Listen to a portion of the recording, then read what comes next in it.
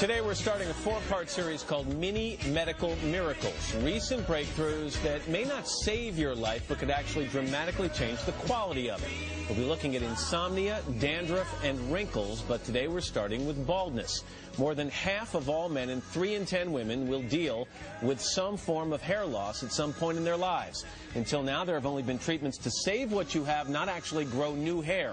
But thanks to a fluke discovery, that may be about to change. Here's NBC's chief medical editor, Dr. Nancy Snyder.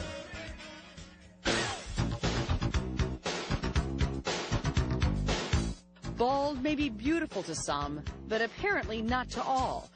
Or combating hair loss wouldn't be a $1 billion a year industry. I'm not only the hair club president, but I'm also a client. It has been thought we are born with all the hair follicles we will ever have on our heads, and then they reduce over time. Treatments can either try and preserve what you have or cover up what you've lost. But behind this secret door at the University of Pennsylvania Medical Center, which even we weren't allowed behind, that is all about to change. When we first saw it, we really couldn't believe our eyes. We thought we had just made a mistake or it was something unusual going on. While Dr. George Kotsarellis and his team were studying the role of stem cells in healing skin wounds in mice, they made a startling discovery.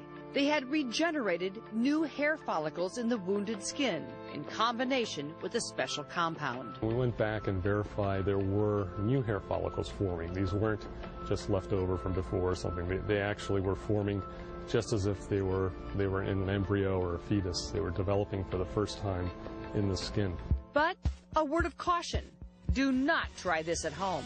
We don't want people using cheese graters on their heads, so it's really the combination of this injury as well as the compound that's going to be important for developing this.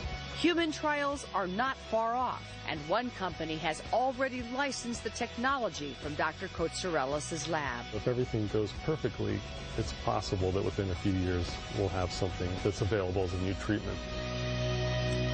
Hey, Nancy, good morning. Hey, Matt.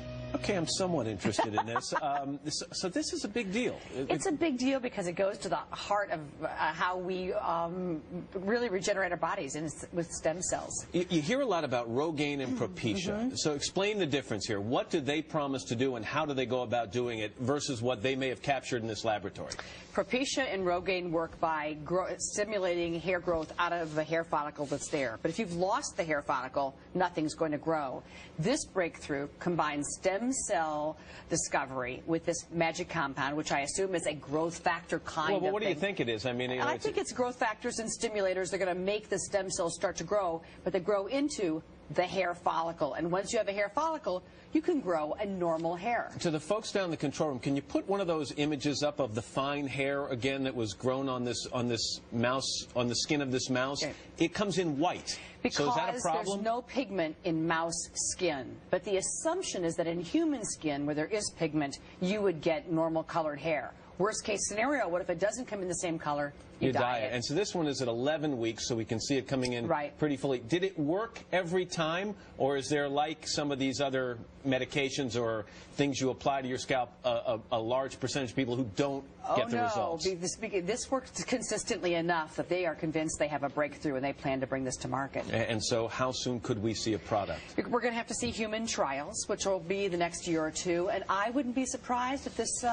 didn't turn out to be on the market in the next 3-4 years, so maybe even sooner. You get hair, you do not have an insatiable appetite for cheese or anything like that? No, and do stay away from your cheese grater. Right, okay. But we're going to be talking about this more and more and more. Stem cells for life-saving stuff, and perhaps not so much for the life-saving stuff, but it comes back to the root of how we grow and repair cells. All right, Nancy, thanks very much. Literally and figuratively. Exactly right.